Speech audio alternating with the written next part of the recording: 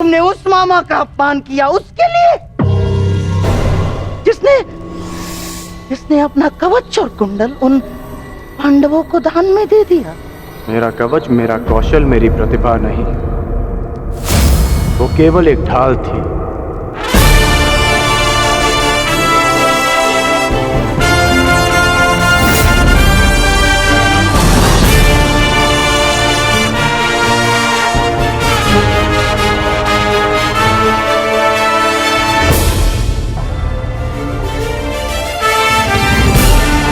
वो दुर्योधन की ढाल मैं हूं, मेरी मित्रता है। और ये मित्रता मेरे लिए मेरे प्राणों से भी अधिक महत्वपूर्ण है। मैंने सदैव अपने मित्र के प्रति अपनी निष्ठा सिद्ध की है और आज भी मैं ऐसा ही करूंगा।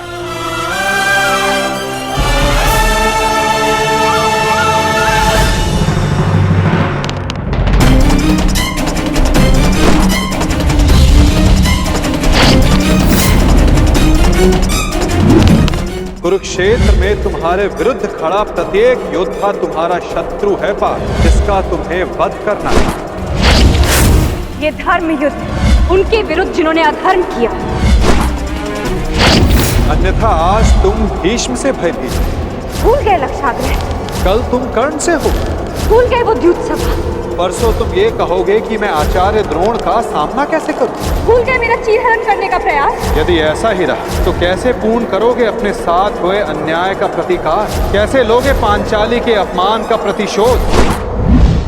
कुरुक्षेत्र में तुम ये कहोगे उनके विरुद्ध जिन्होंने अपमान का प्रतिशोध।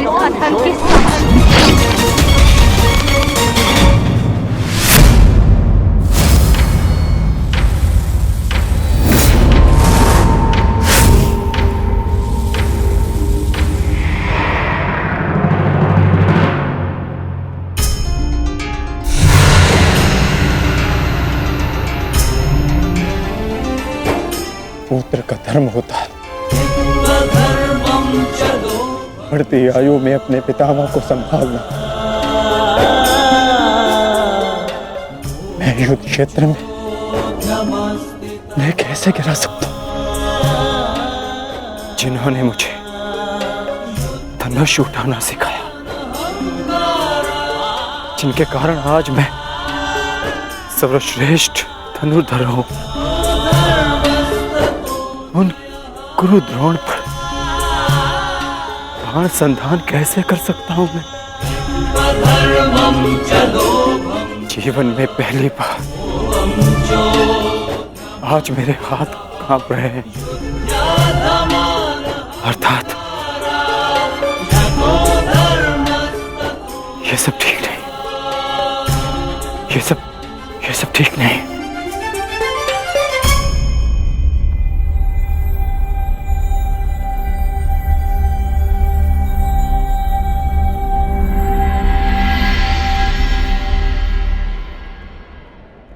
क्या हुआ पार्थ?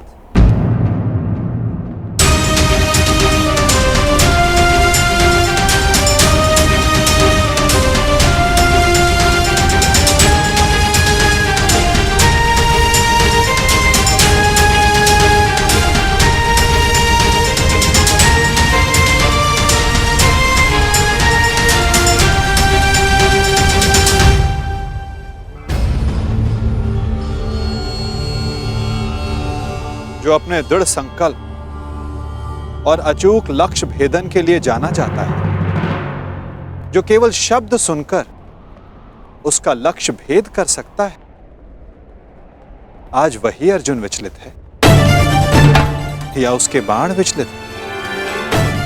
पार्थ, कुछ कहना चाहते हो?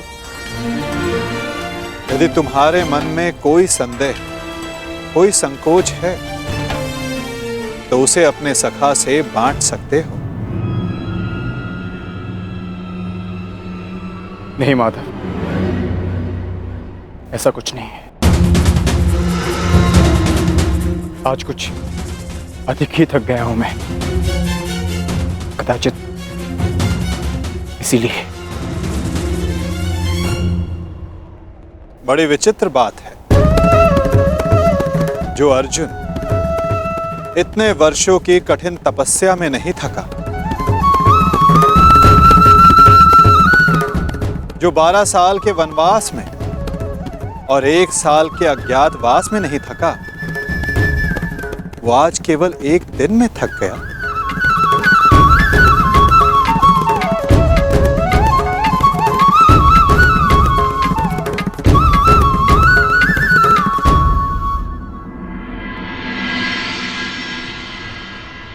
कोई बात नहीं पार्थ, असाधारण मनुष्यों के जीवन में विचित्र कथाएं होती ही रहती हैं।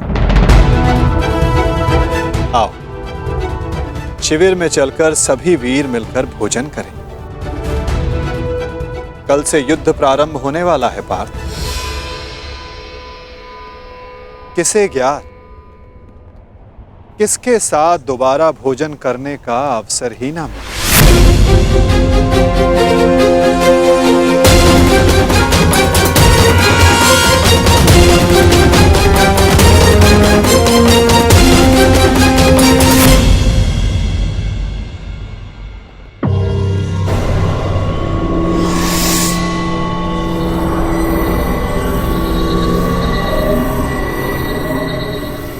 हम सबको यहाँ पे क्यों बुलाया गया है मामा श्री? क्या? मुझे तो लगा कि तुमने हम सबको यहाँ एकत्रित होने का आदेश दिया है।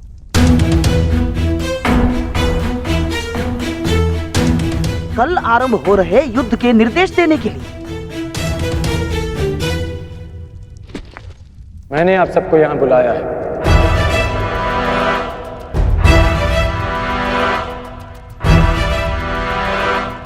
पधारने के लिए धन्यवाद। परंतु तुमने हमें यहाँ क्यों आमंत्रित किया है कर्ण? बताता हूं मित्र, पहले सभा पूर्ण हो जाए।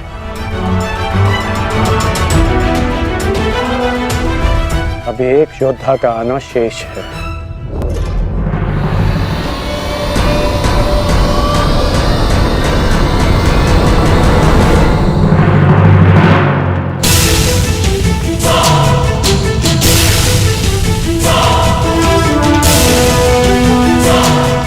इससे पूर्व कि किसी के भी मन में कोई विचार उत्पन्न हो, मैं बता देना चाहता हूं कि मेरे यहाँ आने का कोई उद्देश्य नहीं। मैं यहाँ केवल अंगराज के आग्रह पर उपस्थित हुआ हूं।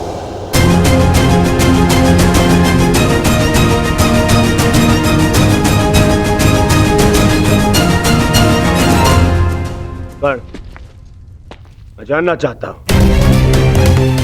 इस सभा को बुलाने का उद्देश्य क्या है मित्र?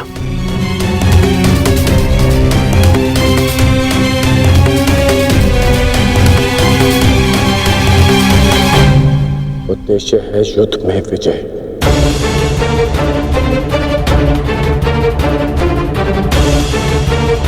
तुम अपने मित्र मुंह में आकर बहुत बड़ा अनर्थ करने जा रहे थे, और एक सच्चा मित्र होने के नाते मैं तुम्हें ये अनर्थ नहीं करने दूंगा।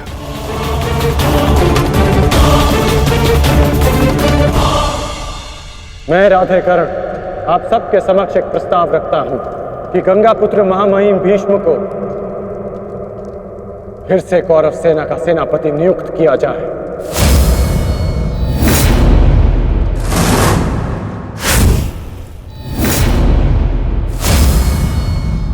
और ये घोषणा करता हूं कि जब तक महामहिम भीष्म इस युद्ध भूमि में सेना का नेतृत्व करेंगे, ये राधेकर्ण युद्ध भूमि में नहीं आएगा।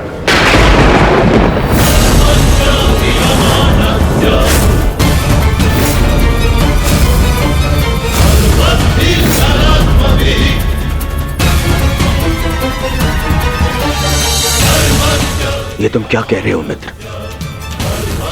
मुझे इस युद्ध में तुम्हारी अपने मित्र की ही सबसे अधिक आवश्यकता है। महामहिम से भी अधिक? नहीं मित्र, तुम भूल कर रहे हो। कवच खोया योद्धा हूं और मां महिम हस्तिनापुर के कवच हैं। तुम्हें मुझसे अधिक आवश्यकता उनकी है।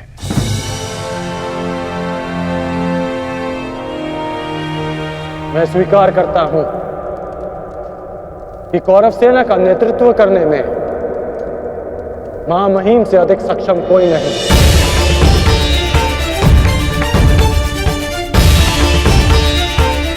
मैं भी नहीं।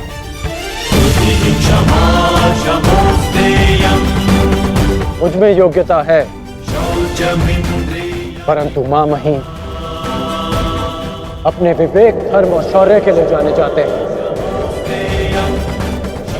और इनके विवेक का मैं भी सम्मान करता हूं।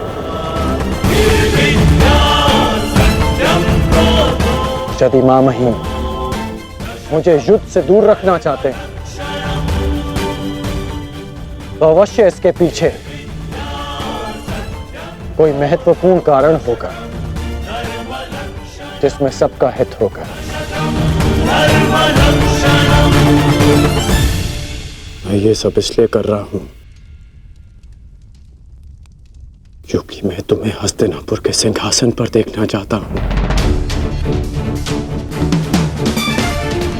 और मेरा लक्ष्य पूर्ण करने के लिए मैं ऐसे 1000 स्वप्न का बलिदान दे सकता हूं।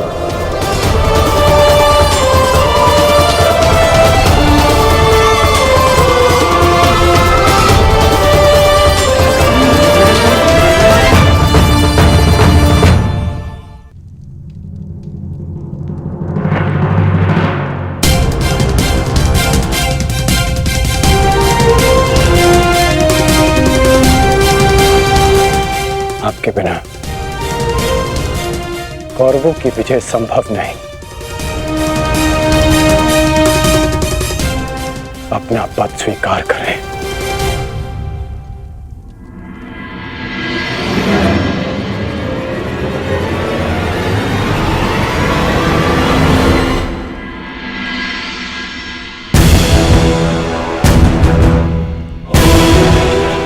हर हर महादेव, हर हर महादेव, हर हर महादेव।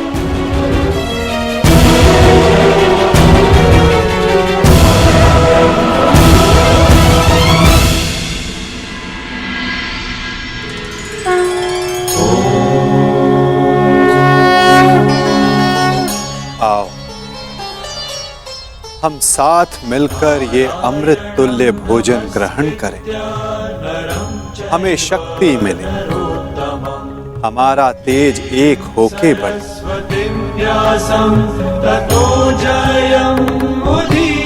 हमारा ज्ञान बढ़े, हमारे मध्य कोई विष न फैले, फैले तो केवल हमारा यश।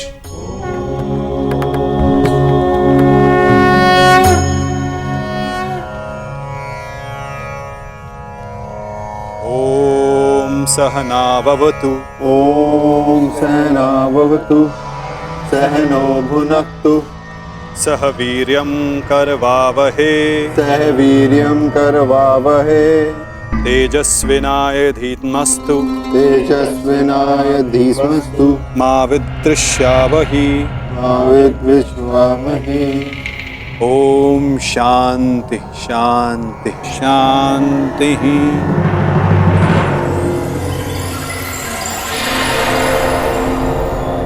आओ भोजन प्रारंभ करें।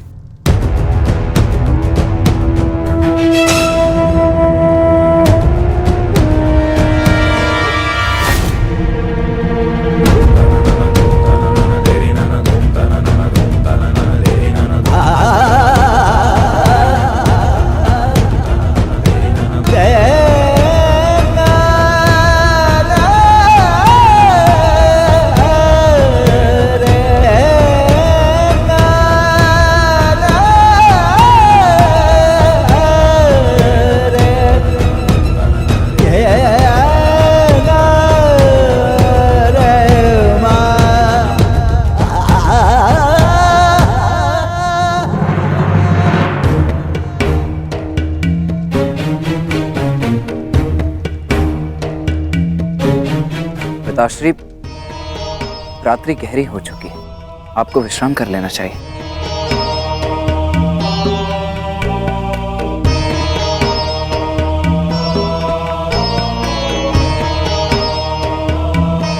विश्राम की आवश्यकता तो तुम्हें है पुत्र। कल इस महायुद्ध में तुम्हें अपना कौशल दिखाने के लिए प्रस्तुत जो होना है। कल मेरे लिए बहुत बड़ा दिन है कि मेरा पुत्र इतिहास के सबसे बड़े महायुद्ध में पदार्पण करेगा।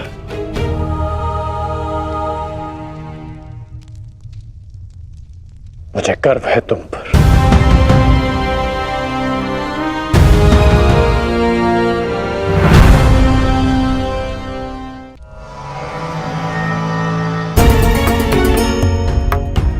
सब कुशल पार्थ? मैं तुम्हारे साथ हूं पार्थ। परंतु युद्ध में तो आप शस्त्र नहीं उठाएंगे। युद्ध में तो मैं अकेला ही रहूंगा माता। और यदि इस युद्ध में मैं तुम्हारे साथ उपस्थित रहा तो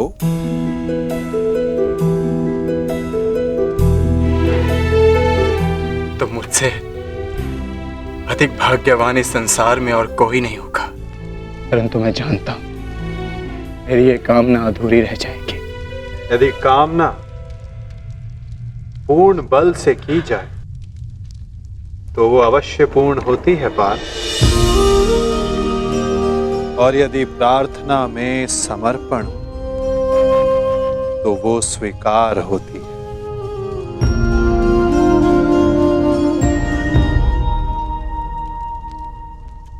मैं आप सबके समक्ष एक घोषणा करना चाहता हूं। मैंने प्रण लिया है कि इस युद्ध में शस्त्र नहीं उठाऊंगा, परंतु बिना शस्त्र उठाए भी मैं इस युद्ध में सहायक रहूंगा। मैं वासुदेव कृष्ण ये घोषणा करता हूं कि इस महायुद्ध में मैं उस योद्धा का मार्गदर्शन करूंगा जिसे इस युद्ध की दिशा निर्धारित करनी है।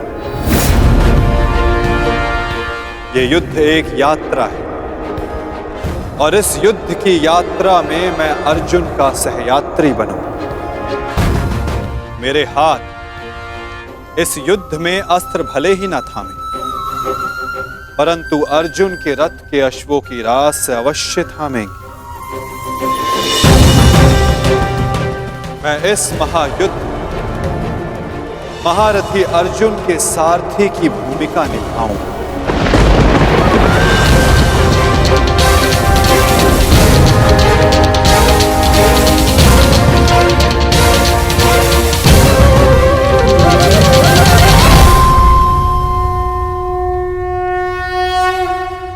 नहीं माधव, मैं रथी बनकर आपको आदेश दूं, यह संभव नहीं। आपका स्थान सबसे ऊंचा है तो मैं स्वयं आपको नीचे स्थान पर बैठने नहीं दे सकता। कौन ऊंचे स्थान पर बैठा है और कौन नीचे स्थान पर, ये तो देखने वाले के दृष्टिकोण पर निर्भर करता है। तुमने कहा कि मैं सबसे योग्य हूं, और जो सबसे योग्य होता है उसका धर्म होता है कि वो अपने से छोटों का मार्गदर्शन करे, और मैं इस युद्ध में यही करूंगा। मैं इस युद्ध में तुम्हारा सारथी इसलिए बनूंगा यदि तुम अपने लक्ष्य के मार्ग से भटक जाओ तो पुनः तुम्हें तुम्हारे लक्ष्य के मार्ग पर ला सकूं।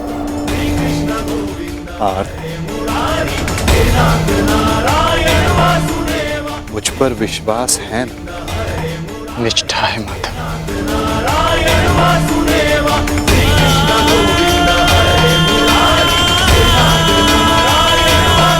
आज मैं धन्य हो गया जिसके सारथी आप हो। वो मार्ग कभी भटक ही नहीं सकता। पिताश्री, मैं जाने से पूर्व आपको एक वचन देना चाहता हूं, वचन कि आपका गर्व बढ़ेगा और सर नीचा होगा उन लोगों का जिन्होंने आपको इस युद्ध में प्रवेश करने से रोका। मैं आपकी तुलना करने में भले ही समर्थ नहीं, परंतु शत्रु मेरी तुलना आपसे अवश्य करेंगे पिताश्री। वचन देता हूं पिताश्री की वृषसेन के धनुष से निकले हर एक बाण पर अंगराज कर्ण के कौशल का चिन्ह होगा। मेरे हर एक प्रहार पर आपके परिवर्तन की छाप होगी पिताश्री। आपका कवच भले ही शत्रुओं ने आपसे छीन लिया हो पिताश्री, परंतु मैं शत्रुओं के एक एक वार पर ढाल बनकर युवराज दुर्योधन और अपने पक्ष की रक्षा करूंगा कि आपका प्रत्येक स्वप्न मैं पूर्ण करूंगा। या पूर्ण करने के प्रयास में वीर गति को प्राप्त हो जाऊंगा।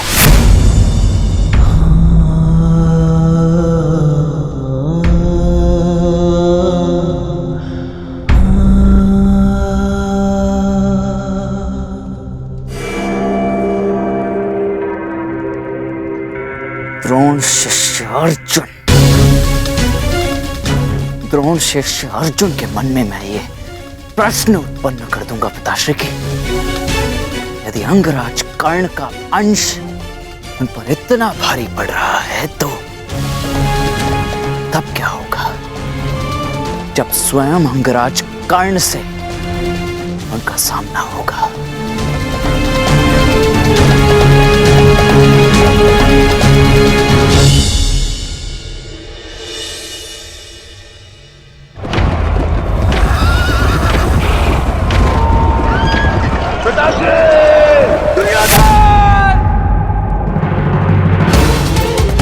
महाराज, महाराज, क्या हुआ महाराज?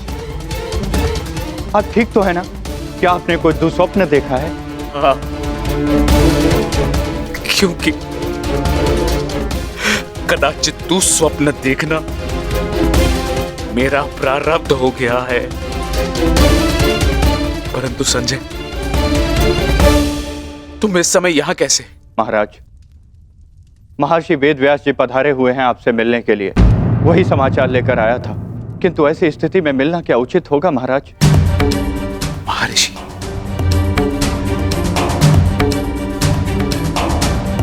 अवश्य ही कुछ उचित सोचा होगा, तभी पधारे हैं। उन्हें सादर अंदर ले आओ संजय। जैसी आज्ञा महाराज।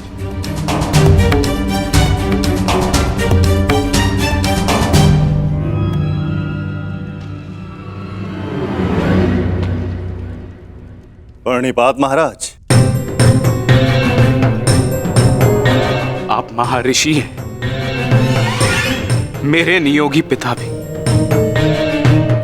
इस प्रकार प्रणिपात करके और मुझे महाराज कहकर मुझे लज्जित ना करिए। आइए, आपका स्वागत है। आइए, आइए। मैं यहां अपने नियोगी पुत्र से मिलने नहीं, अपितु हस्तिनापुर नरेश को चेताने आया हूं। ये बताने आया हूं कि यह समय सोने का नहीं, अपितु जागने का है। इस महायुद्ध को रोकने का है। यह इस महायुद्ध से पूर्व की अंतिम रात्रि है। इस महायुद्ध को रोकने का प्रयत्न कीजिए महाराज। यदि एक बार यह युद्ध आरंभ हो गया तो इस अनर्थ को रोकना असंभव हो जाएगा। सहस्त्रों निर्दोष अपने प्राण गंवा बैठेंगे, अनेकों परिवार सदैव के लिए नष्ट हो जाएंगे। ये महाविनाश रोकना केवल आपके हाथों में। जो पिता अपने पुत्र पर जीवन भर नियंत्रण ना रख सका, वो इस विभीषिका को रोकने का बीड़ा कैसे उठा सकता है? यह युद्ध निश्चित है महर्षि। इस युद्ध को रोक पाना हम मेरे बस की बात नहीं। मुझे क्षमा कर दीजिए। मैं तो कदाचित आपको क्षमा कर दूं, किंतु इतिहास आपको कभी क्षमा नहीं करेगा। हस्तिनापुर में शांति दूत बनकर आए वासुदेव के साथ दुर्व्यवहार का परिणाम है ये। पुत्रहट को दोष मत दीजिए। इस महाविनाश के लिए पुत्रहट नहीं, आपका पुत्रमोह उत्तरदायी है। तो आप क्या मुझे उल्हाना देने आए हैं महर्षि, या फिर श्राप? नहीं, वरदान देने आया हूं। मैं आपको दिव्य दृष्टि देने आया हूं। जिस विनाश की नींव आपने स्वयं रखी है, आप उसको देख सकें। नहीं, ऐसा मत कीजिए महर्षि। ये वरदान नहीं है, ये श्राप है। अरे जिस पिता ने अपने पुत्रों को घुटनों के बल चलते नहीं देखा, अरे वो पिता अपने पुत्रों को घुटनों के बल अपने प्राणों की भीख मांगते कैसे देख सकता है? जिस पिता ने अपने पुत्रों के मस्तक पर तिलक लगते नहीं देखा, वो अपने उन पुत्रों के सर कटे कैसे देख सकता है? जिस पिता ने अपनी वधुओं को सुहागन नहीं देखा, वो पिता अपनी वधुओं को विधवा कैसे देख सकता है? किस प्रकार? ये अत्याचार मत कीजिए महर्षि, मत कीजिए। मुझे कोई दृष्टि नहीं चाहिए, मुझे कोई दृष्टि नहीं चाहिए। मेरी आपसे विनती है महर्षि कि मेरे स्थान पर आप ये दिव्य दृष्टि संजय को दे दें, ताकि संजय मुझे इस युद्ध के समाचार के साथ साथ मेरे पुत्र का समाचार भी मुझे देते रहे। आपकी इच्छा अनुसार मैं ये दिव्य दृष्टि संजय को प्रदान करता हूं।